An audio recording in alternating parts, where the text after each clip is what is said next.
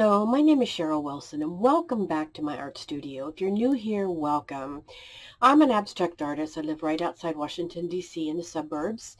And if you are returning, thank you so much for continuing to support me. So what better way to start my time in the studio than to grab a cup of coffee?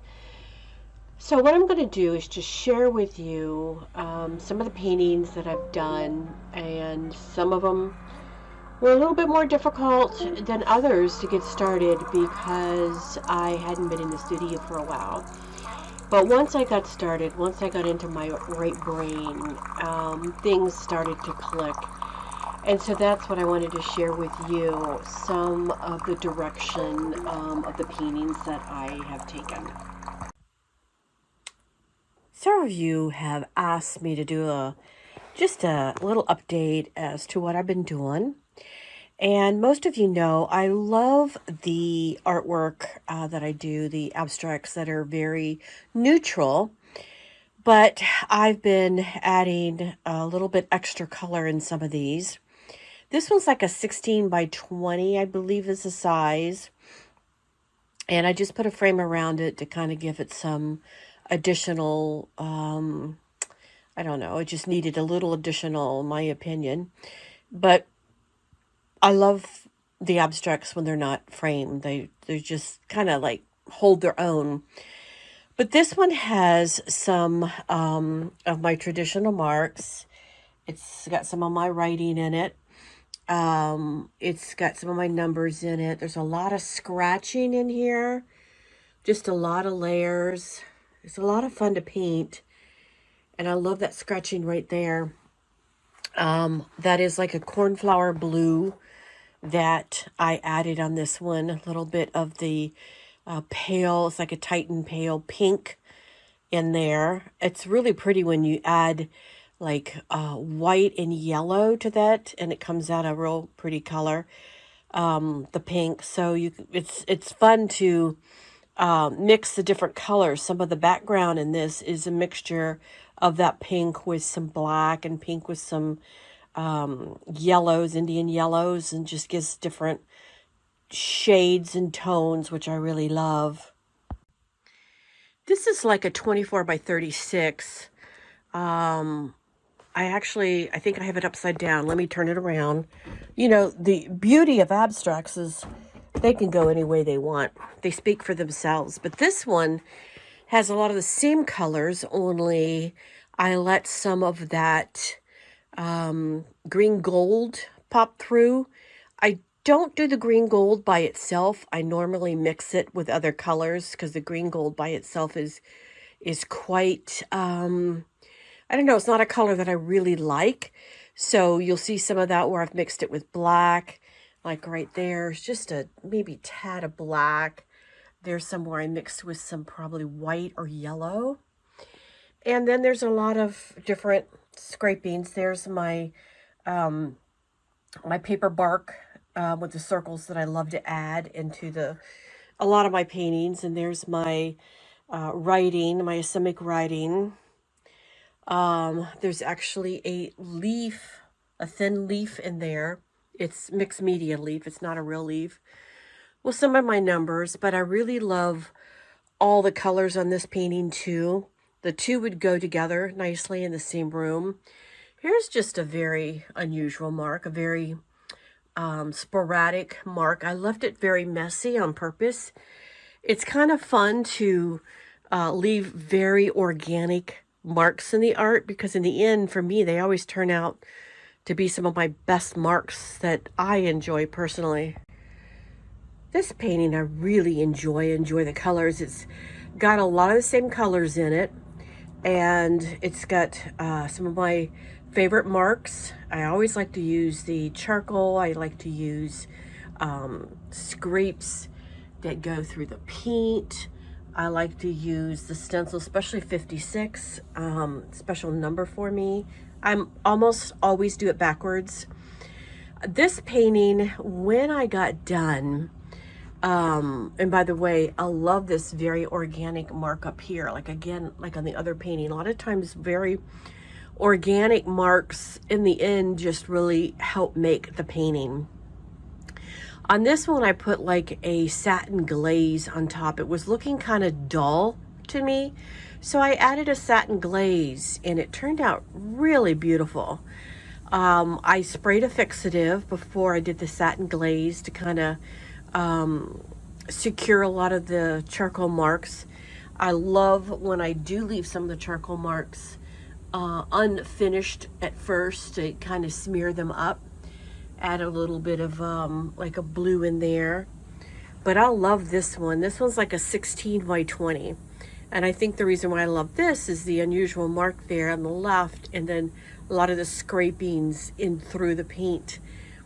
There's probably about 6 or 7 layers on this one.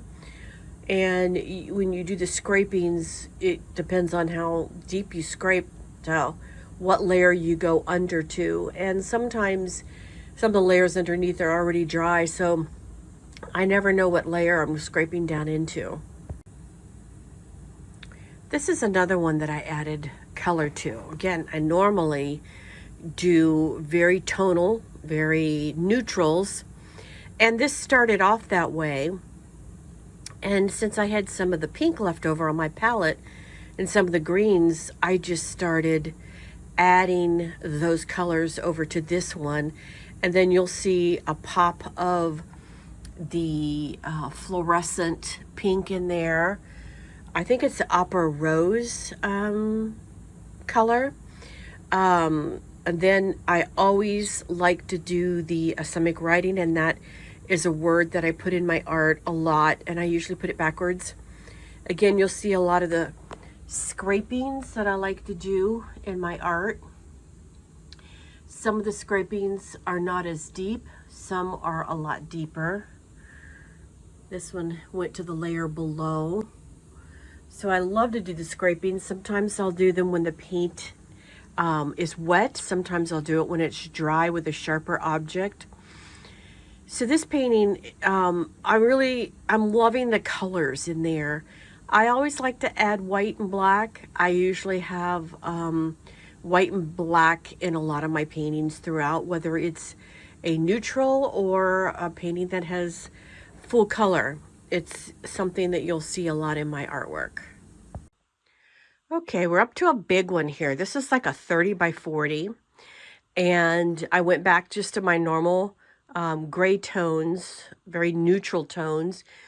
But it doesn't mean there's not a lot of layers in here. There's a lot of layers in here where I bring some of the white. Sometimes the white is with a squirt, like I squirt the canvas and add the titanium white. And it kind of gives like a ghost appearance where some of what's underneath comes through.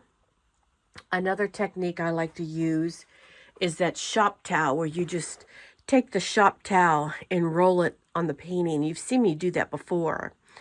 And of course, there's my spray paint letters or numbers, and then in the black there. And I almost took that out, but in person, it's hard with these gray paintings or these neutral paintings with the browns and all these colors that don't have like bright colors in it to really get the true idea of the beauty of them, because the rawness of them in person is just so much different than what can be captured on the camera. So that black spot there with all the details in there with the layers and layers underneath is just quite interesting. Some give it a more ghostier, I guess, look. So this painting is, I always love these very neutral paintings. What I thought I would show you, instead of showing you some of the other artwork I did, because I thought this would be a lot more fun, is to show you, this is a painting that's definitely not done. It's got just a bunch of very dark colors. But what I wanted to show you is some of the marks that I did on those larger paintings. I think the key to painting as an abstract artist is your personal marks. Because you're going to get to a place like this where your painting's going to be maybe midway. This is, I don't know even what stage this would be considered in. And you're going to say, okay, what do I do now? This is where your personal marks are going to come into play. And this is what's so critically important, is to know your marks, know what you like to do, and then implement them on a layer about where this painting could be. And then you're going to do what a lot of artists may call edit, where you're, finishing up the painting. So while these marks I make are not going to complete this painting, the marks I'm going to show you are some of my favorite marks, just to give you an idea. Here's a piece of paper, and I do have this in my Amazon store. It's quite expensive, but it's like a bark paper. And I will cut sections of this off. And this I will glue with a archival type of a paste into my artwork. I'm not going to do it with this, but this is an example. I have this in many of my paintings. So you could have a piece of something, collage, maybe a handmade collage that you make and you repeat and you put in your artwork. It could be tissue paper that you've put black marks on, but it's a repetitive black mark that you make, that you put in your painting, that people see that and they start to know that's yours. This I will paint over, but you'll see this in a lot of my paintings. A mark that I do a lot is I use a high flow, and this is golden. You can barely see these bottles, but I'll use like a black or a white, and I'm going to do white today so that you can see it, because in here is a lot of dark colors. So this is, you can't find this paintbrush anymore. This is a plein air paintbrush, and as soon as I can find it, I'm gonna do a video just on finding this paintbrush. But I take this paintbrush from the very tip, and many times I just write a particular word that's important to me backwards, whether it's the whole word, whether you see it and understand it, whether some of this gets hidden later on in the painting. It's in many of my paintings. It's a signature mark of mine. Another mark I like to do is just a circle. You'll see that many times in my artwork. This brings me to using shop towel. When you have a particular spot on your painting, using shop towel over top of a spot just removes some of the top layer, pushes that mark or whatever paint to the back.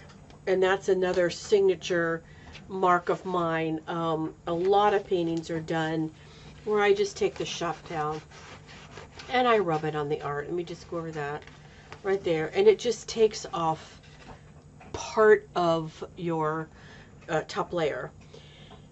Another thing is, when I make a mark something like this, many times I'll paint over it, but you won't see the full word. You may just see part of the word, because I always blot out part of the word. I like to use, and this is titanium white, and this is with golden. You can use any, it's a thicker paint,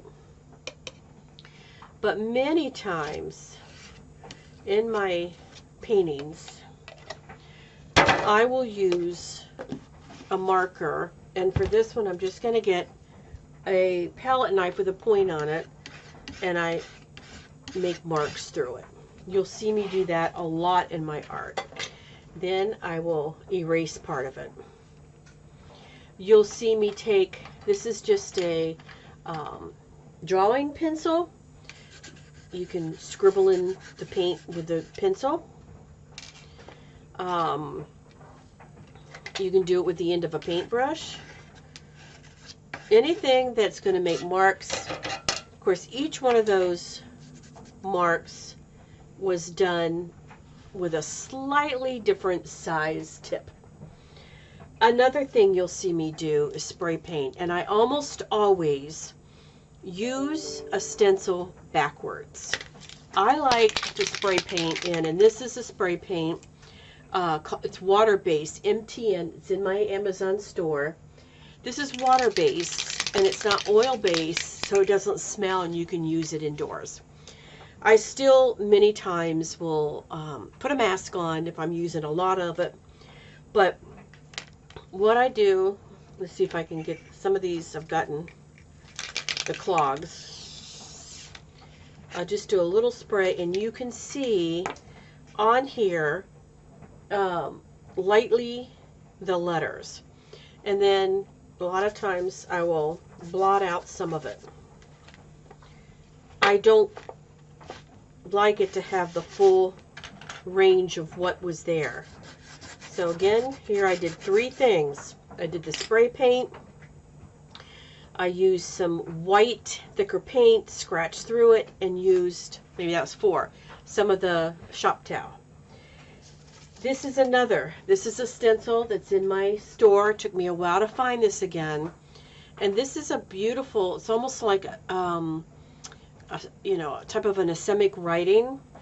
And you'll see me do this in both black and white in a lot of my paintings. And I may just find a small spot and put it in. Look how beautiful that is. Now you don't have to use the same stencil I'm using. A lot of people have asked me, tell me where you got that stencil. And I don't mind sharing. It's just you're going to want your own stencil. You're going to want your own marks. You're going to want, at some point, when people start to look at your art, you're going to want them to notice your marks. You don't want them to look at it and if they know my art, say, oh, I know Cheryl uses that stencil, that looks like her art. You want your own. Doesn't bother me if you use it, but I'm just saying, start finding your own. Here's a stencil. It's bigger. A lot of times I'll use it backwards. Let me just use the same white paint because we're on a roll here.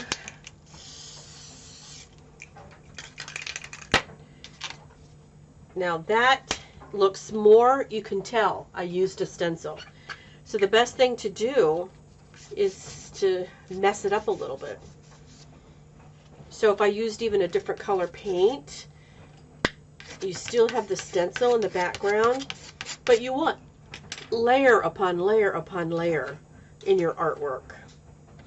So let me see. Let me grab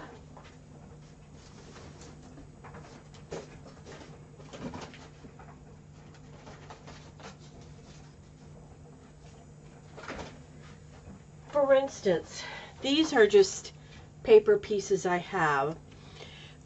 There was a whole series of art that I used. This is just regular watercolor paper, and I used this kind of like a maroon color, and then I ripped it so you could see the edging on it, and I put these pieces in a lot of my pieces of art. And it was a repetitive, you could use the opposite side, but I used the side with the white showing and used that in several pieces of my art in a series. You could use tissue paper.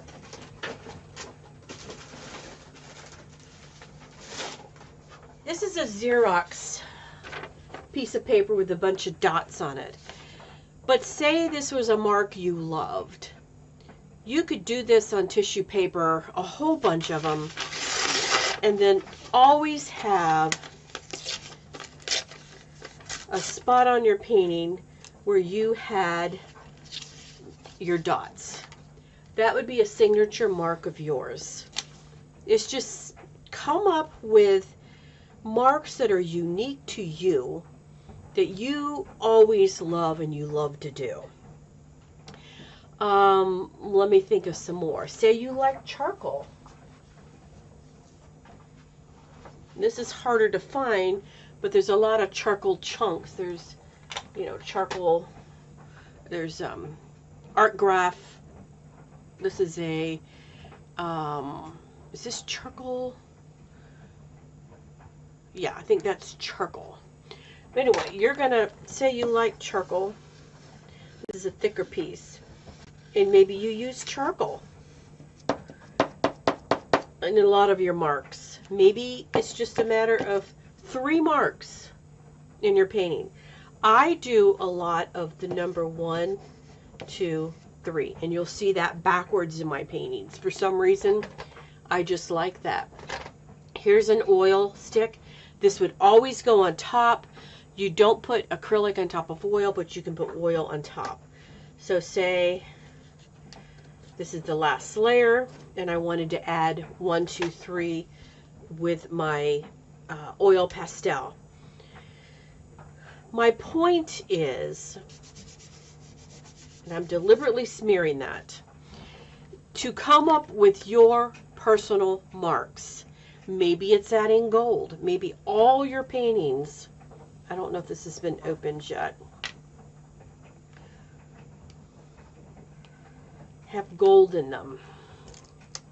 Let me see if I can open this just for you. And you always add spots of gold somewhere in your paintings. That can be a signature mark of yours, that you always have gold in your paintings. So even right now, this painting, even though I wasn't paying any attention, it wasn't even, in my mind, near being done, I have added marks that I like, that are unique to me, and it's starting to feel like it's my painting. And I'm going to be able to finish this painting because I'm putting my particular marks. I hope that makes sense. Share some of your marks that you like to do. Share some of the things that are repetitive in your particular art journey. I always put a link down below where I have a Facebook page where I just let you all add your art.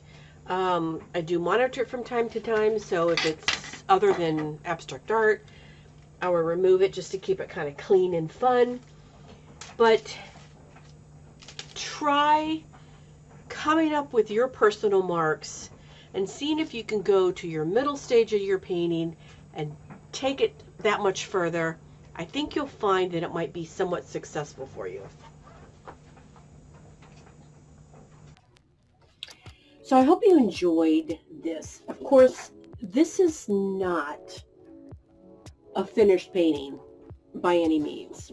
I mean, I'm having fun. I like it better than it was. And the reason why is I've added in marks that mean something to me, marks that I have learned to enjoy in my journey along the way. And that's what I want to get across to you in this particular lesson lesson, video, whatever you want to call this, is to enjoy your journey as an artist. Enjoy when you create a mark, when you do something on your painting or paper and you think, I like that. Write that down on a piece of paper. Keep track of it. Because those are the things you want to have reoccur. That's what's going to take you from just a normal artist into the level up artist and help you create more of your personal journey. And so I hope you enjoyed this. I hope it made sense. And please give me a thumbs up if you wouldn't mind. And if you haven't subscribed, I'd love to have you subscribe. But either way, I hope you enjoyed this video and I hope it was something useful to you. And I'd love to hear from you in the comments below. My last couple videos have been slow, probably because the algorithm on YouTube is telling me that I hadn't been on for a while. So I'd love for you to help me get back on track and either give me a thumbs up or a comment or something. It would mean the world to me and encourage me. Anyway, take care, and I hope you share what marks that are becoming a part of your journey. I'd love to hear it myself.